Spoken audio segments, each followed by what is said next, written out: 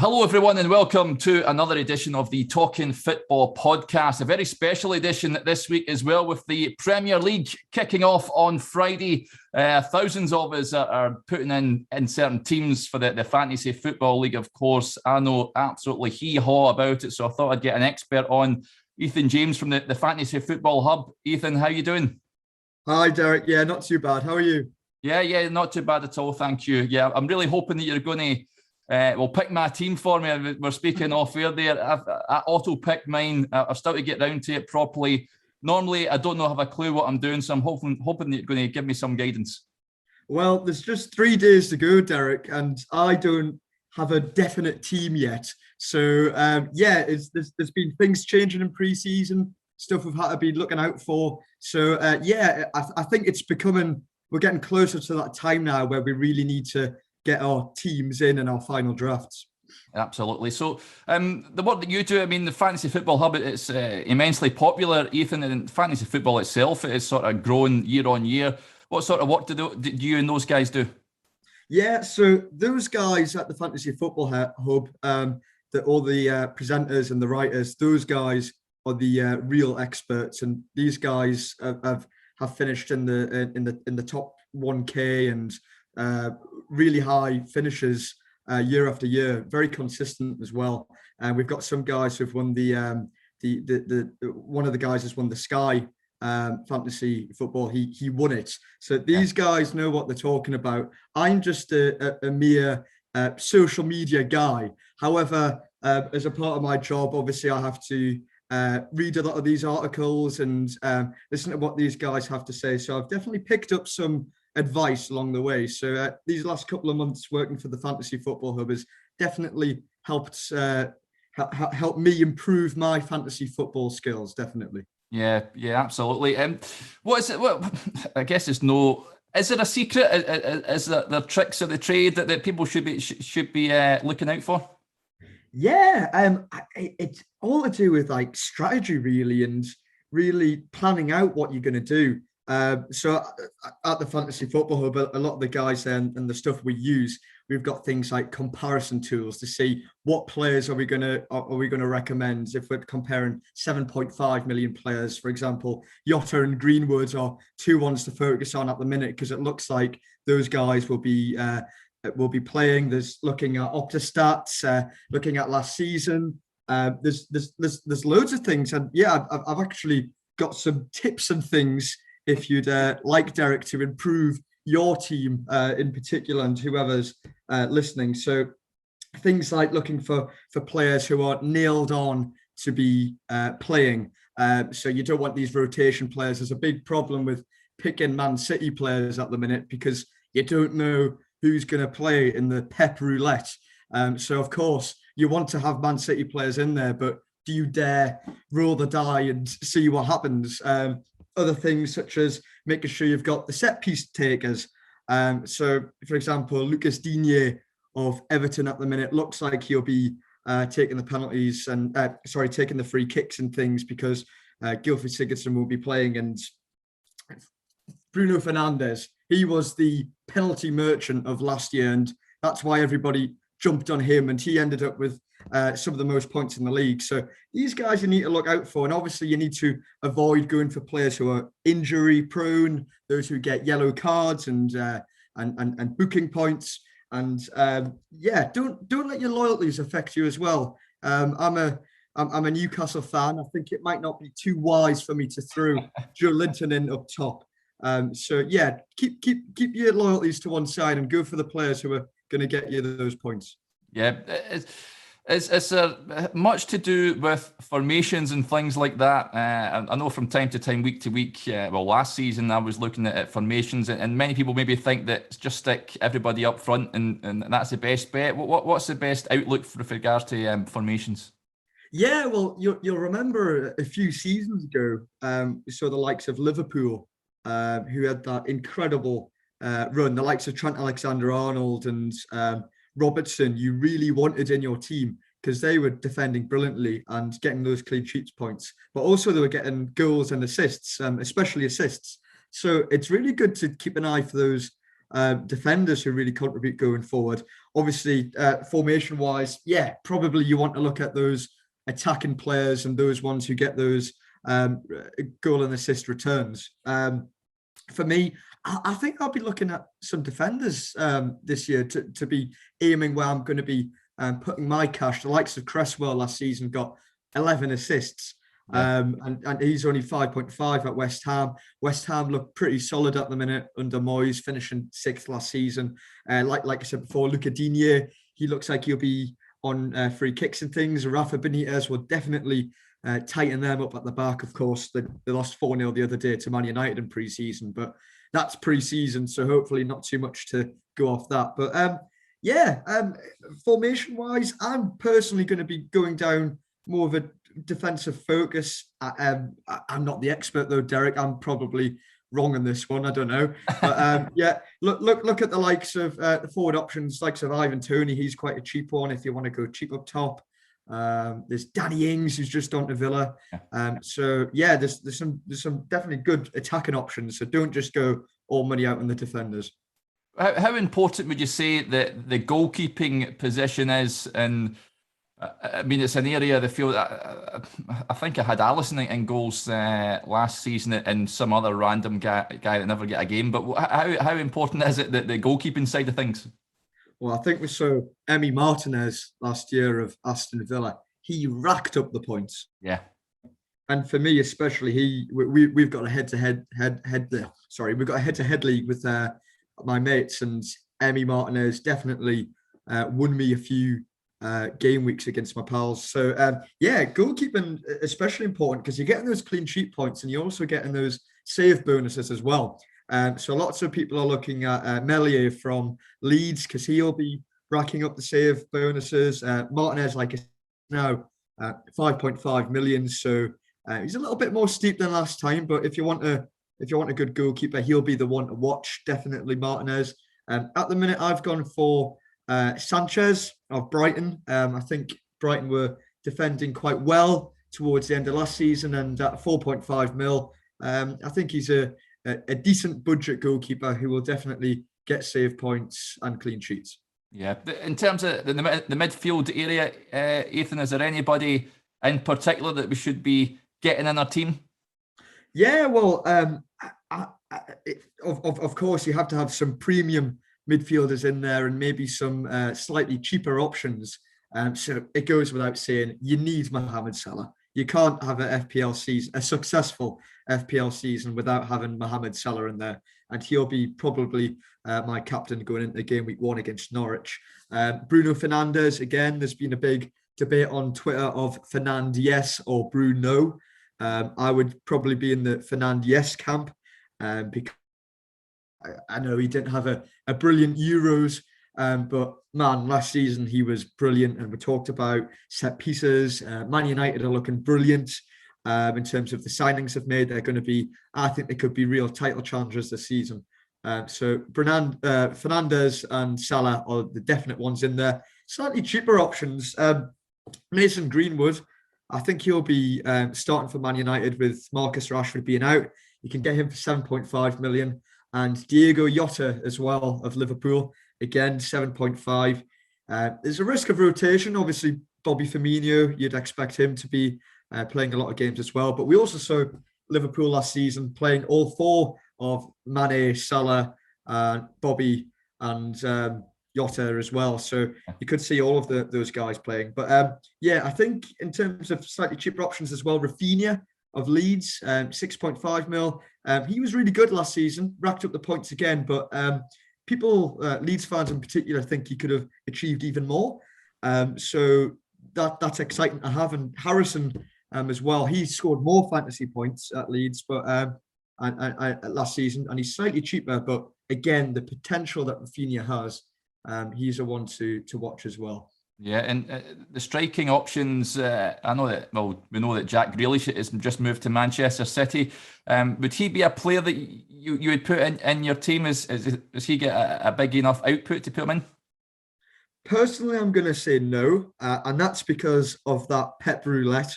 You don't know who he's going to play. They've got Bernardo Silva, they've got Mahrez, Torres. De Bruyne, all these midfield options that can get rotated week in, week out. So in terms of Grealish, I'm just not too sure. I'm sure he's going to be a really good asset for Man City this season, but for FPL, I'm going to stay away from him, I think. Yeah, and the striking options you mentioned, Ivan Toney, it would be a good cheap player to get up top there. Anyone else that you think could prove to be a hit this season? Yeah, I think Danny Ings could be a real hit. Obviously, they've got Watkins. I'd imagine would probably move to left wing now. That's why he plays in the Championship for Brentford. Signing the lad from the Bundesliga as well, and Buendia. Those guys are really going to give Danny Ings a lot of service. So expect him to be racking up the goals for Aston Villa this year. Again, Watkins. Okay, he might be moving wide, but a big part of Watkins's game last season was getting the assists as well. So it wasn't just the goals for him. We also saw last season Patrick Bamford was a real success. I think people are maybe not too keen on the fact that he's going to cost 8 million when he can get the likes of Watkins for 0.5 cheaper, Toney for 6.5 mil. But Bamford was hopefully not a one hit wonder. I don't think he was. I think he's definitely a good player who will get more goals for Leeds, because Leeds create an awful lot of chances. So I just think it's inevitable that you'll keep the goals flowing. Yeah, and are you one, Ethan? I mean, I think last season I didn't make too many changes each week on my team. You get folk that make wholesale changes every week, and they'll take a drop in points and what have you. Is there a correct way of doing things, do you think? Yeah, well, the way to try and avoid making all those changes is planning things out. If you've got at Fantasy Football Hub, we've got like a fixture ticker, so you can see who's playing who what week, and if you can try and strategically work it out so that you've got players coming off the bench and rotating. If you've got a good squad, that kind of reduces that. Last season, last season with coronavirus as well, games were getting cancelled. You didn't know what was quite going on, and I did take a lot of -4 hits, which isn't too great. But yeah, again, I'm not one of the proper experts like the guys that we've got at the hub, so my emotions sometimes take over too much, and I go, oh well, this guy's scored a brace today, so I'm going to jump on him and bring him in, when you probably shouldn't do that. You should stick with the players for the longevity, really, and who you think are going to average more points out across the season. So yeah, try and not hit that panic button. Obviously, you've got your wild card, which I imagine, most FPL managers play that pretty early, usually in the first 6 game weeks. So yeah, that's always an option. If it's not going too well and you feel like you picked the wrong team, your wild card's always there. So that can bail you out. Yeah, that leads us nicely on, Ethan. I was going to ask, in terms of using the wildcard, you've pretty much answered it. I'm one of those that, do you use it? Do you use it too early? Same with bench boost as well. I mean, when's the sort of ideal time to use that sort of stuff? Well, a thing like a bench boost or a triple captain, you're looking for your double game weeks, which usually come along as the season progresses. I can't remember who I played last season, but if we look across the years, we've seen the likes of Harry Kane. I think he scored against Leicester in a 6-1 win, and he beat Man United. They beat Man United 2-1, and I think he scored in that game as well. He racked up over 30 points in a double game week. That was a few seasons ago.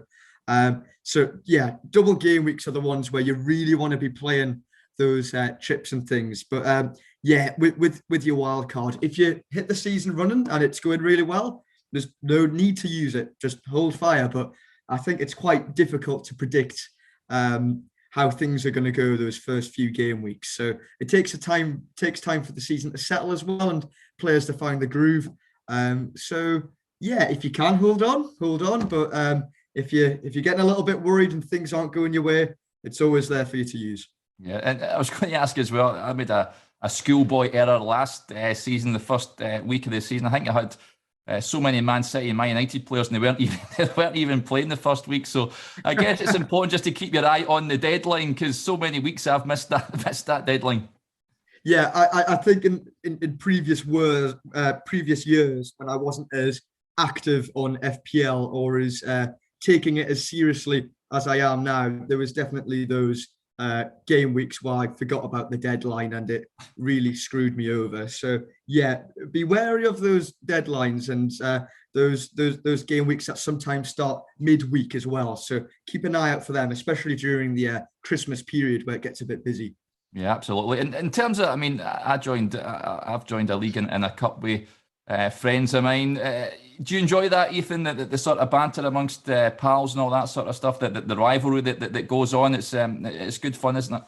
Oh yeah, absolutely. The reason I got into my job at the minute now is because at home during lockdown, me and my mates at university decided what could we do to pass the time, and we made our own fantasy football podcast. And it wasn't anything serious; it was more to rip our friends in our head-to-head league and make fun of them and just talk nonsense, really. And it was a really good pastime.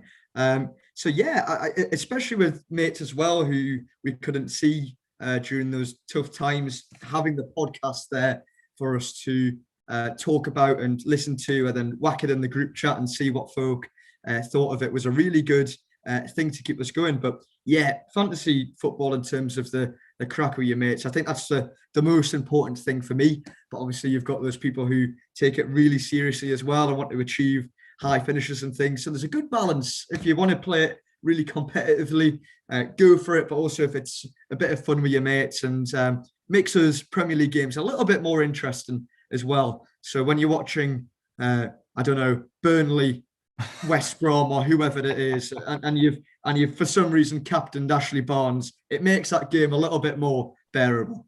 Yeah. Yeah, it's certainly not a Super Sunday classic, that one. Of course, the season kicks off on Friday night. Brentford taking on Arsenal. Have you got any players in mind that you would select for that game, Ethan? Is there one we should be keeping an eye on? Well, I think Ivan Toney is the one that everybody will be keeping their eyes on. I think it was something I think Thomas Frank said Thomas Frank was interviewed the other day about Toney's fitness. That, he thinks he'll be fine. I think the interviewer said as well that over 2.5 million FPL managers have him in the team. So I think that's the player everyone will be watching as well. A lot of fantasy managers have brought in Ben White because he's a cheap 4.5 mil option. So maybe you're hoping that Toney doesn't find the back of the net and White can come away with some clean sheet points. But yeah, there's some differentials in there as well. You've got Pepe. A lot of people are swinging towards him, thinking that this could be a season where he explodes. I don't know. He's not a player I'm personally gravitating towards. The Smith Rowe. Will Smith Rowe be playing much this season? He's a good option for 5.5 mil, and he really come to fruition at the end of last season. So there's definitely some players to be looking out for, but I think Toney's the one that most FPL managers will be keeping an eye on. Yeah, absolutely. And before we finish up, a couple of ones, Ethan. In terms of the sub bench, what's your feeling amongst that? Do you pick a strong bench, or I guess when you've got a certain amount of money, then it's difficult sometimes to pick a strong enough bench for your team. It's difficult, but there's been big news recently of Andy Robertson's injury. Yes. So you can get players like Timishkas in, if that's how you pronounce it, the left back, for 4 mil, which is remarkably cheap. You've got Amati from Leicester City. Johnny Evans is injured, so you'll be expecting for him to play, and so is Fofana as well. He's out until 2022, I think. That's right, yeah. So players like Amati and the Liverpool left back, if you get these players in cheap, if you want a cheaper defence, you can definitely maybe bulk up that bench a little bit more. But yeah, it's difficult at the start of the season as well when you've only got 100 mil to spend and you've not built up your team value as much yet to really bulk out that bench, because we all want those star players in our teams. But yeah, if you can get a good bench, it's sometimes nice to have that rotation of a goalkeeper. I'm trying to get, I think it's Bolkman, the goalkeeper for Watford, in as a rotation for maybe Sanchez of Brighton, so I can have pick between who they're playing every week and maybe rotate them around. But usually with me, I pick the wrong goalkeeper and the good goalkeeper is on the bench. So look out for things like that as well. If you can have good options and rotate, it's a really healthy thing to have on FPL. Yeah, absolutely. You mentioned the podcast and things like that, Ethan, and Fantasy Football Hub. How do people get in contact? Well, find the podcast and find yourself and that sort of thing online. Yeah, well, for my personal podcast, we need to really get that up and running again. We've split as a house now, so not everybody is together. But if we can get it going again and maybe get some special guests on, that's two free transfers podcast.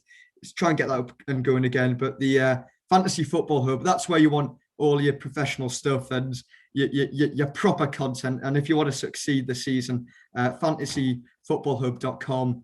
They've got all the tools you need to succeed and win your mini league. So even go as high as challenging for the overall FPL crown, because why not? So all that content, fantasyfootballhub.com. Superb. Well, it's been absolutely brilliant having you on, Ethan. I feel like I'm a fantasy football league expert after hearing your exquisite. Maybe not listen to me, Derek. I think there might be some other fantasy football geniuses out there. I don't know how well I'm going to do. I'm too emotional with FPL sometimes, too flippant, and you need more of a strategic mind at times. So hopefully, Derek, you've took on board some of that advice and you will be more strategic with your FPL in the future. Yeah, fingers crossed. Magic, thank you very much for joining us. That was great. No worries at all. Thank you.